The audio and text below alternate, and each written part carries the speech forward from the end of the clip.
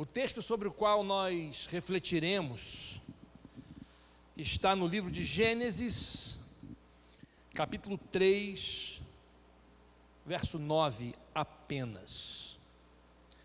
Gênesis 3, 9 apenas.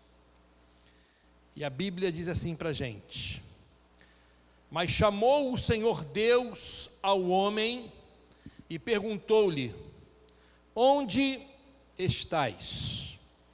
Vamos todos recitarmos juntos esse texto da palavra de Deus? Vamos lá? Mas chamou o Senhor Deus ao homem e perguntou-lhe: onde estás? Que Deus abençoe a leitura da sua palavra no nosso coração. Vamos orar?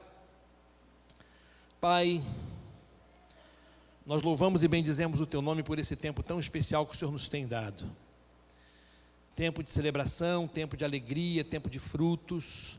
Mesmo, Senhor, em meio à pandemia, mesmo em meio a restrições, o Senhor tem abençoado o Teu povo aqui nesse lugar. E eu quero, Pai Santo, mais uma vez, suplicar a Tua misericórdia para a gente e expressar, Senhor, a nossa gratidão por tudo que o Senhor tem feito. E agora, Deus, passamos à leitura da Tua palavra para sobre ela meditarmos.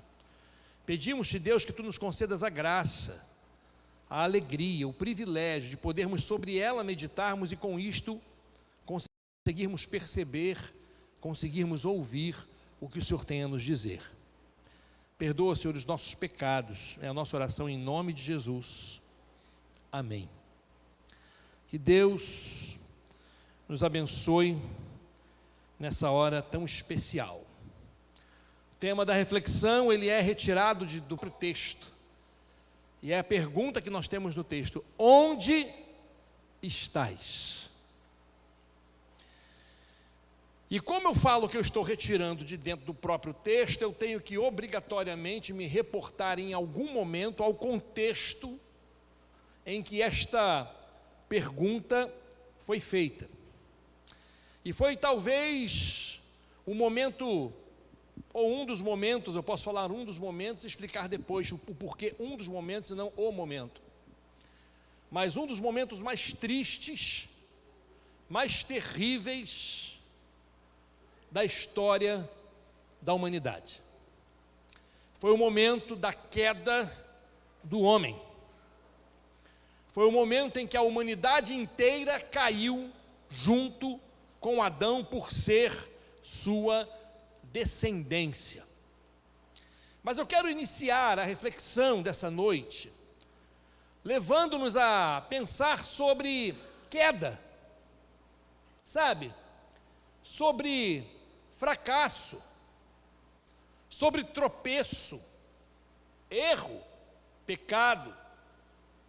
E começar com a seguinte pergunta: você já sofreu alguma queda em sua vida?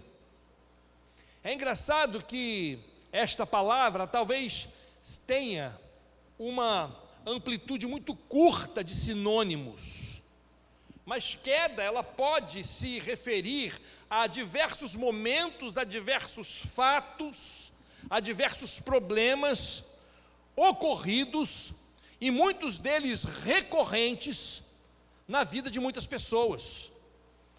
Pode não simplesmente ser um momento pontual, mas pode ser um momento que vem, ou uma situação, uma circunstância que vem se repetindo ao longo da história a partir da primeira experiência ruim.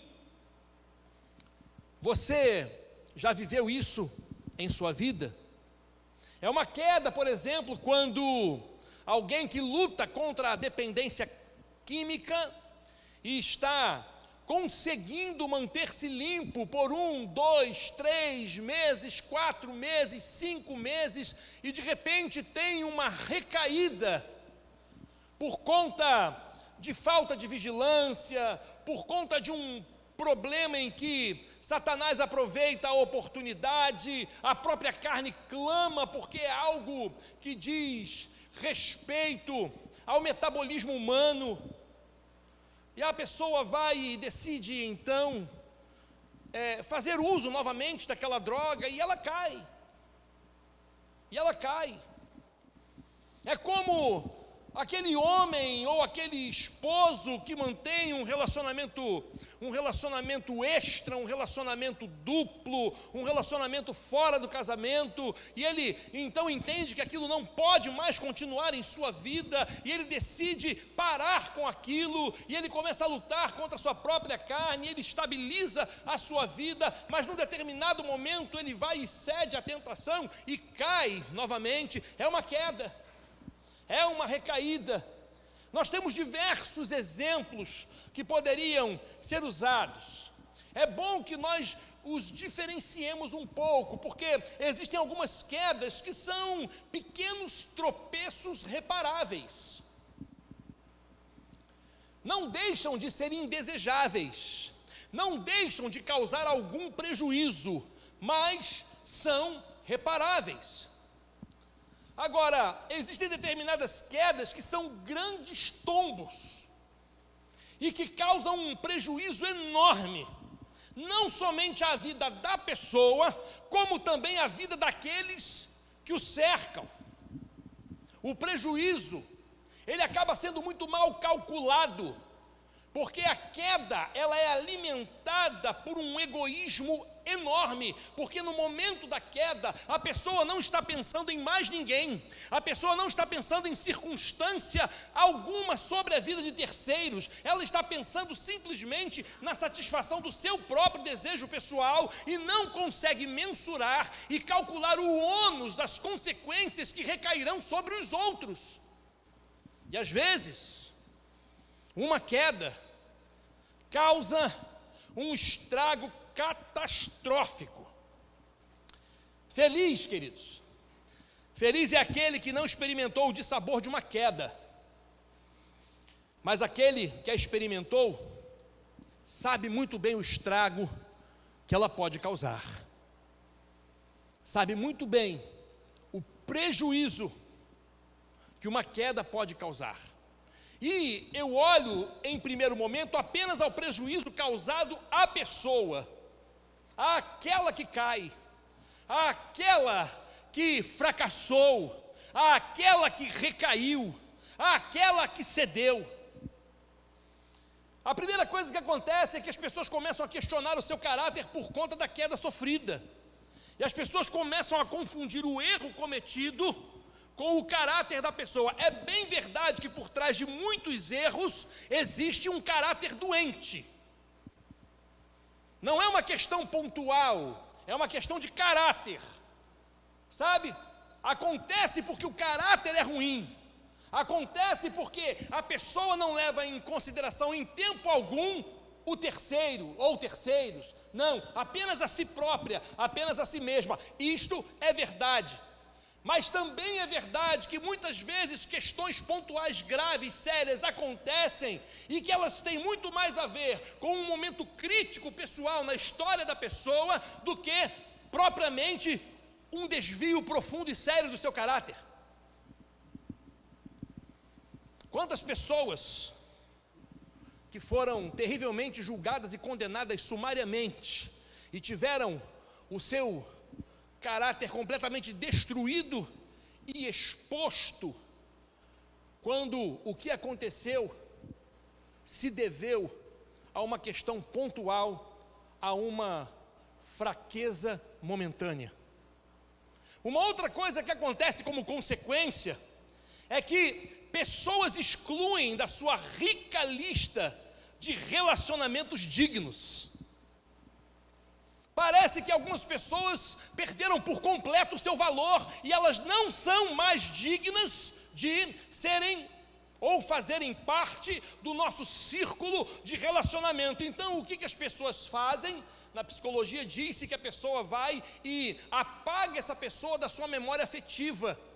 E ela então deixa de fazer parte do seu círculo de relacionamentos chamados dignos. Olha só. Como se a pessoa houvesse abraçado deliberadamente a indignidade na vida.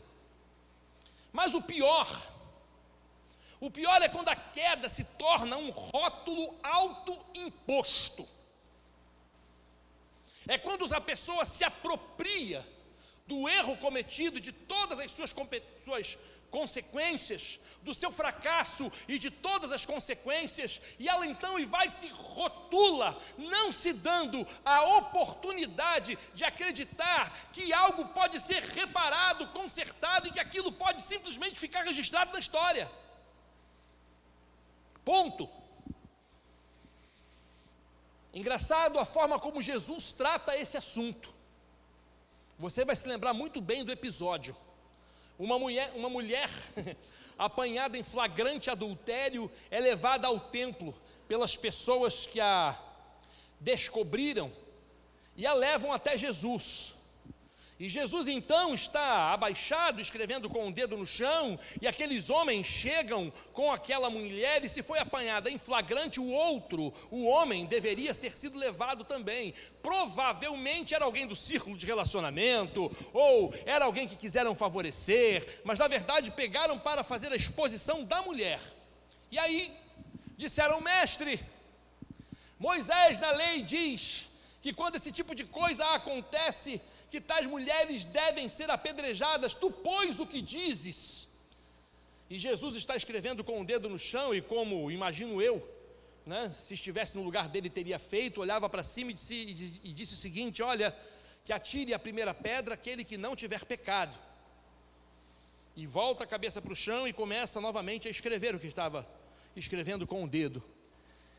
E lentamente, do mais velho ao mais moço, as pedras vão sendo lançadas no chão, e as pessoas vão dando as costas e vão indo embora. E Jesus trata disso com aquela pessoa, daquela mulher, da seguinte maneira: mulher, onde estão aqueles teus acusadores? Ninguém a condenou? E ela: não, Senhor, ninguém. E ele disse: nem eu também a condeno, apenas vai e não peques mais. A forma como Jesus trata é algo que chama a nossa atenção. E muitas vezes as pessoas não se apropriam, da chance que têm, que receberam, de poderem recomeçar e reconstruírem a sua vida, e colocam um rótulo como se tivessem um outdoor dizendo sobre o erro cometido, o fracasso cometido, a falta cometida em determinado momento e circunstância da sua vida. Queridos, quando isso acontece, o mesmo problema do Éden se repete. A história que existe para nos ensinar, ela acaba testemunhando a repetição dos mesmos erros. O que a gente consegue perceber ocorrido lá no jardim de Deus, lá no Éden, se repete com frequência na vida de muitas pessoas, é uma progressão de fatos, é uma progressão de momentos. A primeira coisa que acontece é a sedução. A pessoa ela é seduzida, e a Bíblia vai dizer que nós somos seduzidos pela nossa própria concupiscência, ou seja, o nosso desejo natural carnal, a nossa carne que é inclinada a fazer aquilo que é desagradável a Deus, e essa sedução sendo cedida dá lugar ao pecado, e o pecado sendo consumado gera a morte, é o que diz a Bíblia, mas começa no desejo, começa na sedução. E quando você cede à sedução, logo em seguida o que se vê é a queda. Então começa com a sedução, e em seguida vem justamente o fracasso, vem justamente a derrota, vem justamente a queda, seja ela em que nível, em qualquer assunto que seja na vida. Depois da queda, vem o medo.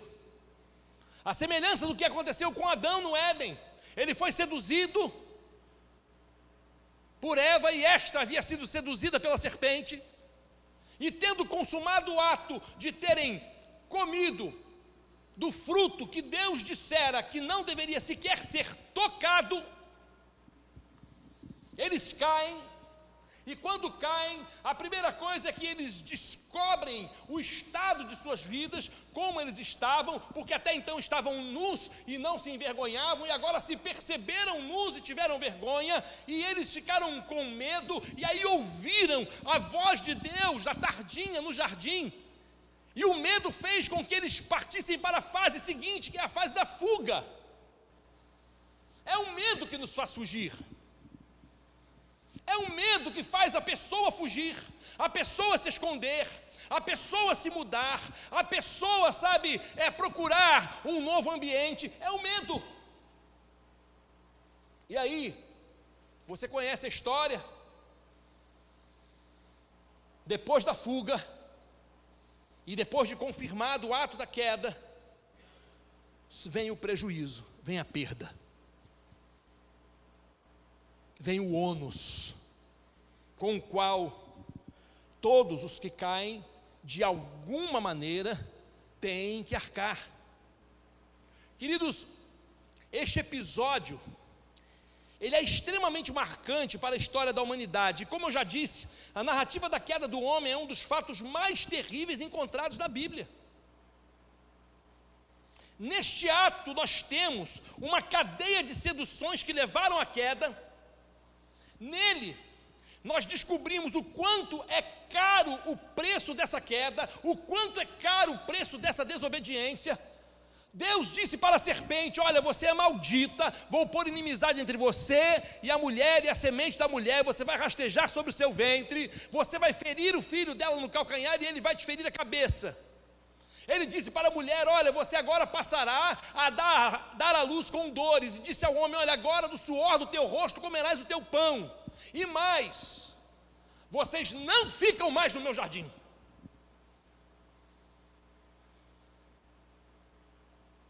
Ele vai então e tem que sacrificar um inocente para dar um mínimo de dignidade àquele casal.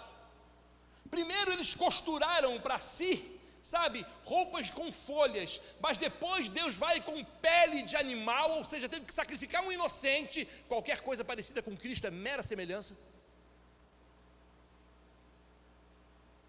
para dar dignidade àquele casal novamente, vestindo aquele casal com aquelas peles que foram retiradas do animal inocente sacrificado, morto.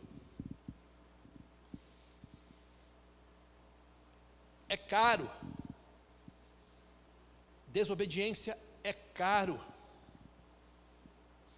Nele descobrimos que determinadas quedas são simplesmente calamitosas, catastróficas. Elas acabam com famílias. Elas destroem relacionamentos de anos. Elas destroem uma imagem, um nome construído ao longo de anos. Elas corroem a dignidade da alma. Não se brinca com quedas. Não se brinca com quedas. E no caso de Adão e Eva, naquele momento, eles não conseguiam mensurar o tamanho do prejuízo que eles trariam para si mesmos e depois para toda a humanidade em consequência. Se viram afastados do privilégio de se relacionarem diariamente com Deus, foram expulsos do jardim, tiveram os seus filhos e viram a desgraça do homicídio chegar à sua casa, com Caim executando Abel, e daí por diante. A gente não tem noção do prejuízo que a queda causa. Agora, qual foi o principal problema naquele episódio?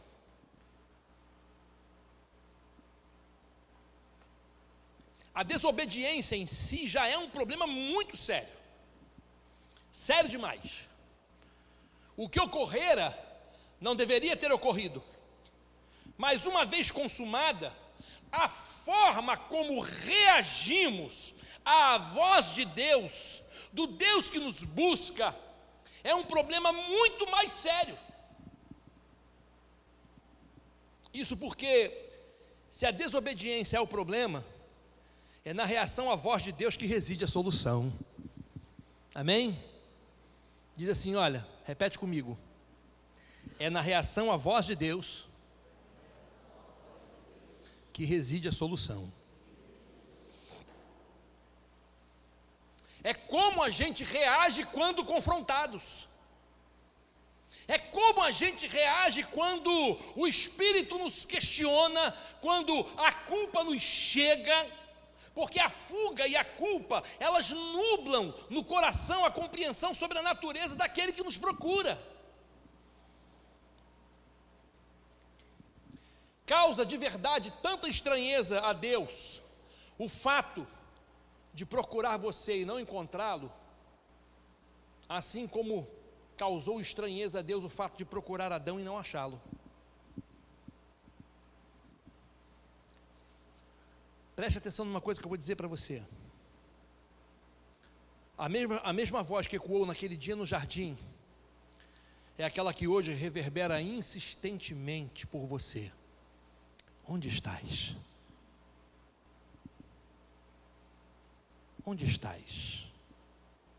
Imagino eu, se fosse Deus, como seria estranho para mim perceber que a agenda do dia estava diferente, que alguma coisa estranha estava acontecendo. Afinal de contas, todas as tardes eu estava me encontrando com Adão, meu filho, e com Eva, sua esposa, também minha filha, e agora eu estou procurando eles no jardim e não os estou encontrando. O que foi que houve? O que foi que aconteceu? Adão, onde estás? Adão, onde estás? Senhor, ouvi a tua voz no jardim e tive medo, porque estava nu. Quem te mostrou que estavas nu? Aí começa. Foi a serpente, foi a mulher e tal. E por aí vai. A mulher que tu me deste, a serpente me enganou. Que prejuízo. Meu querido, onde está você que evita encontrar-se com Deus? Onde está você que foge desse encontro, assim como Adão naquele momento se escondeu, querendo evitar este encontro com Deus, como se neste não houvesse a possibilidade de algo diferente, se um sentimento diferente também fosse apresentado? Onde está você que dá à sua queda um valor maior que o poder restaurador de Deus? Porque é assim, muitas pessoas fazem assim, elas se julgam, sabem, tão sujas, sabe, tão indignas, tão erradas, que elas falam assim, não, Deus não vai me aceitar. Sabe, eu tenho muita coisa errada na minha vida, eu tenho muita coisa que precisa ser ajustada, sabe, eu sou uma pessoa completamente indigna, e ela vai avolumando o drama da história da sua vida de tal forma que esquece que este drama, que este erro, que este pecado é infinitamente menor que o poder restaurador de Deus, infinitamente menor.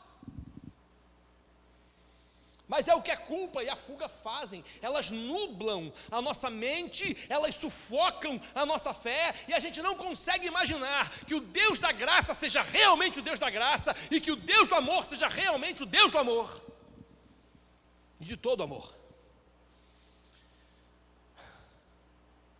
Onde está você que sofre com a culpa, em vez de arrepender-se e quebrantar-se? É por você que a voz de Deus continua ecoando. Onde estás? Onde estás? Sabe, querido, a mesma voz que ecoou no jardim do Éden é a voz que ecoa hoje, apresentando, não apenas apontando e denunciando o problema, porque Deus isto faz. Maior e mais terrível do que o constrangimento causado por qualquer juízo humano é o constrangimento causado pela voz do Espírito de Deus. E isso não faz para que a pessoa seja exposta ou humilhada, mas para mostrar a ela o caminho da restauração, para mostrar a ela o caminho do perdão, para mostrar a ela o caminho do recomeço.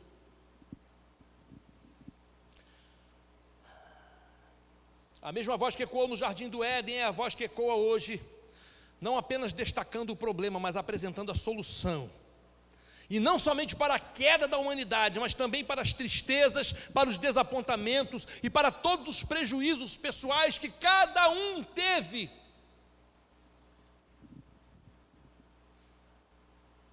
Você quer saber se isto é verdade?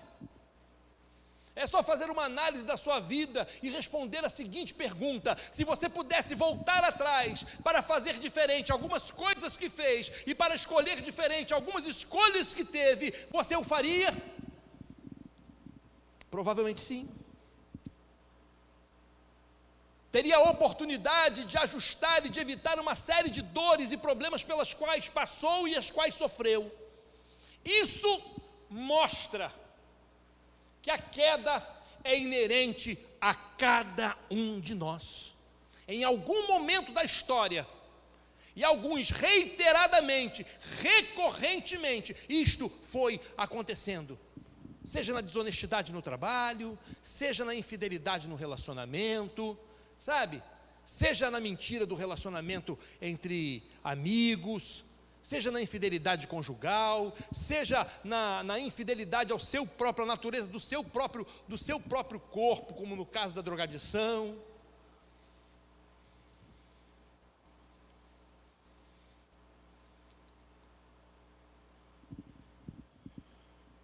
Esta mesma voz que diz: onde estás? E que disse para Adão: onde estás? É aquela que diz para cada um de nós hoje o seguinte: venham, vamos resolver este assunto, diz o Senhor. Embora seus pecados sejam como escarlate, eu os tornarei brancos como a neve. Embora sejam vermelhos como o carmesim, eu os tornarei brancos como a lã. Louvado seja Deus. O mesmo Deus que expulsou do jardim é o Deus que foi atrás dizendo: vamos conversar, eu tenho a solução para isso.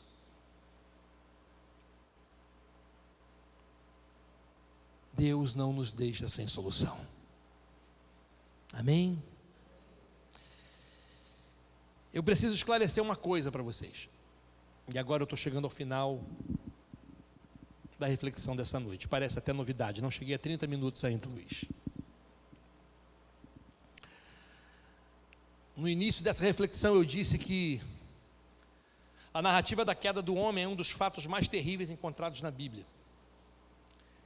E talvez tenha passado despercebida por você esta afirmação, mas foi intencional. Fiz de propósito. Para quê? Para gerar em você um questionamento. E você me questionar. E dizer assim: pastor, não. Este não foi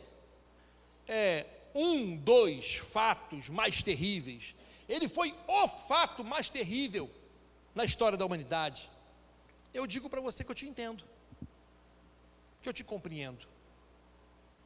Só que o meu ponto de vista sobre este assunto é o seguinte: eu acho e acredito que mais terrível que a queda do homem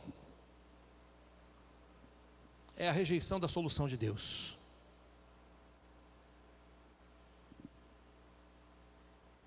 Mais terrível que o erro é rejeitar a solução que Deus tem para ele. Mais terrível que o fracasso é rejeitar a saída que Deus apresenta para ele.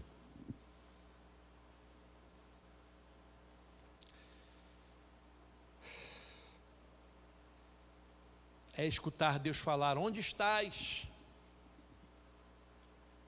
E você continuar evitando Ele, continuar fugindo dEle, continuar dando as costas para Ele. Mas pastor, qual é essa solução? Essa solução? Evangelho de João, capítulo 3, versos 16, 17 e 18. Ali está a solução. Porque Deus amou tanto o mundo que deu seu Filho único, para que todo aquele que nele crer não pereça, mas tenha vida eterna. Deus enviou o seu Filho ao mundo não para condenar o mundo, mas para salvá-lo por meio dele. Não há condenação alguma para quem crê nele, mas quem não crê nele já está condenado por não crer no Filho único de Deus. Quer saber o que é realmente a queda? Queda, no sentido bíblico mais profundo, é você rejeitar Jesus. É você rejeitar o inocente que foi sacrificado, tanto no Éden como tipo, quanto no Calvário, de fato. É você olhar para a sua vida e Deus apresentar a solução para ela. A solução é Jesus Cristo, meu Filho.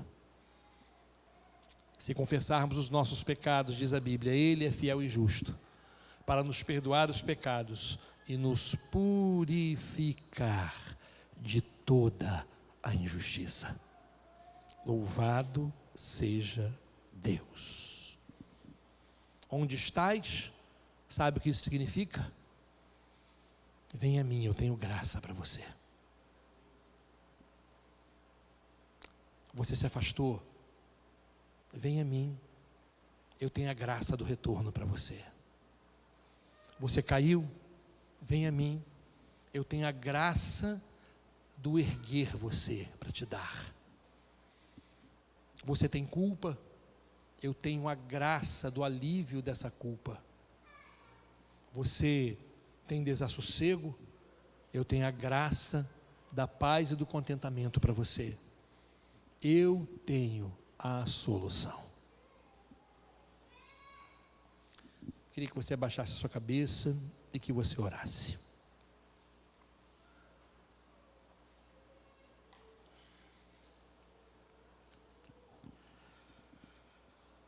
Porque nesta hora, a pergunta de Deus continua sendo a mesma. Onde estás? Ou, no nosso português tão popular, cadê você? O que aconteceu não muda o que eu sinto a teu respeito. Não muda sequer os planos que eu tenho a seu respeito. Caiu,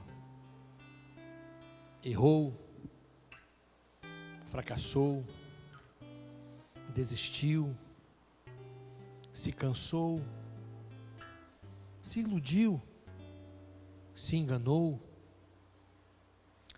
Eu sei, todas estas coisas te fizeram e te fazem mal, mas eu tenho graça para te dar. A graça para você vencer a ilusão, a graça para você ser erguido, a graça que te traz de volta, a graça que te salva, a graça que mostra que o que eu tenho para você é muito maior do que toda a culpa que de repente você carrega. Sabe, meu querido, minha querida, nessa noite, o Deus de paz procura por alguém.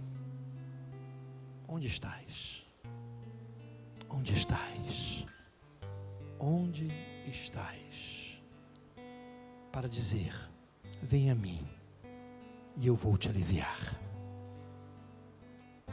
Jesus é o remédio. Eu queria saber se nessa noite nós temos alguém aqui dentre nós. E como eu disse que o conceito de queda, ele se tornou muito restrito diante de todas as possibilidades que ele tem, e eu quero afirmar isso agora, que queda é tudo aquilo que afasta você de Deus, tudo aquilo que destrói a sua autoestima, tudo aquilo que fere o teu coração, tudo aquilo que rouba a sua alegria. tudo aquilo que te desvia do caminho, tudo aquilo que te faz pensar sobre si mesmo como fracassado, fracassada, tudo é queda. Mas Deus diz: eu estou aqui no meu Filho Jesus. Cadê você? E nessa hora a mão do Senhor está estendida para poder salvar. Há alguém nessa noite que quer dizer assim, não precisa explicar, não precisa dizer, a pergunta é: onde estás? E a resposta é: estou aqui. Estou aqui. Senhor, estou aqui. Tu sabes como, de que jeito, como eu estou por dentro, mas eu estou aqui. E eu quero segurar a tua mão. Há alguém nessa noite que deseja fazer isso? Levante uma de suas mãos onde você estiver, que eu quero orar pela tua vida. Eu quero orar por você. Deus te abençoe, meu querido. Pode baixar. Louvado seja o nome de Jesus. Há mais alguém? Em Deus te abençoe, meu querido. Pode baixar. Louvado seja o nome de Jesus. Deus te abençoe, meu querido. Pode baixar. Louvado seja o nome de Jesus. Há mais alguém? Estou aqui, Deus. Estou aqui e o Senhor sabe como. E o Senhor sabe como. E eu ouvi nessa noite que a coisa mais perigosa que eu posso fazer é rejeitar a solução que tu me dás. Isso é mais grave do que a queda, porque tira de mim a capacidade, a chance de ser restaurado, restaurada. Eu estou aqui, Deus, eu não quero rejeitar, eu quero receber. Há mais alguém nessa noite que deseja fazer isso? Levante uma de suas mãos, onde você estiver, que eu quero orar por você. Senhor, estou aqui. Estou aqui. Há mais alguém? Há mais alguém? Se não, nós vamos orar. Vamos colocar estas vidas preciosas que levantaram suas mãos diante do Senhor.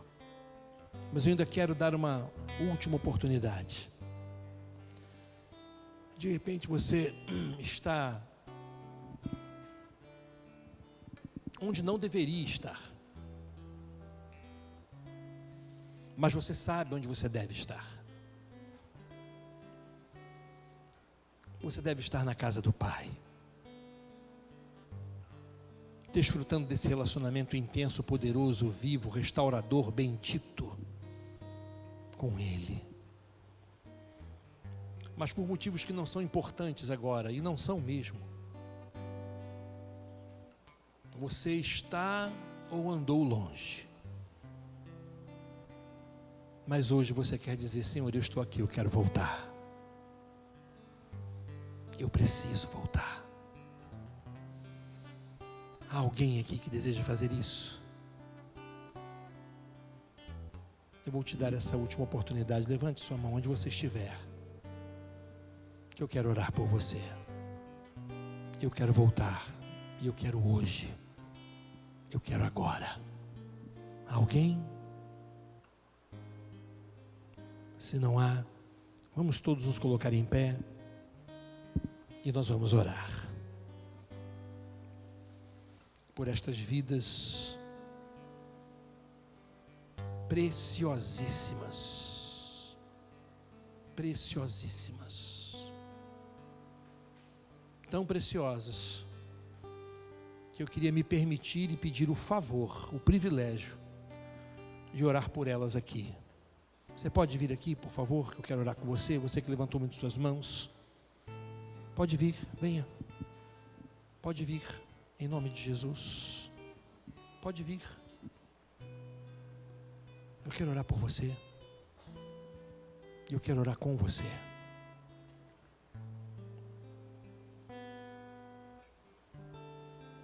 De repente, ao vê-los aqui, você percebe no seu coração uma vontade de aqui estar.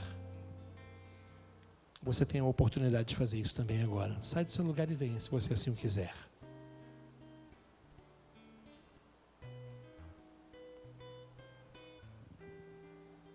Louvado seja Deus. Há mais alguém? Vamos orar. Pai, Deus bendito, aqui estão estas vidas preciosas, Deus, vidas pelas quais Tu deste Jesus na cruz do Calvário. E estas vidas, Senhor, conseguiram discernir e perceber nesta noite que o onde estás do Éden repetiu-se hoje em seus corações, e por isso estão aqui, Deus, e estão dizendo: Senhor, eu estou aqui. Tu sabes como, Tu sabes de que forma, de que jeito e maneira aqui cheguei, mas estou aqui. E eu te peço, Deus, que agora o Senhor entre, Pai Santo, com a Tua mão poderosa, o Teu Espírito restaurador, para realizar em cada coração aquilo que cada um necessita, em nome de Jesus. Nós colocamos estas vidas preciosas em Tuas mãos e te pedimos, Deus, em nome de Cristo, que a culpa, que a fuga, Senhor, sejam superadas pelo amor e pela graça do Senhor. E eu te peço, Deus, dá-nos a graça, a alegria, Deus, de contemplarmos os frutos desta restauração na vida de cada um destes que aqui está. Toma, Senhor, a vida da Tua igreja em Tuas mãos. Toma, Pai amado, todos que aqui estão. Toma aqueles que nos acompanham na transmissão. E eu te peço, Deus, em nome de Jesus, que sejam também visitados pelo Senhor. Esta é a nossa oração no nome de Jesus. Amém.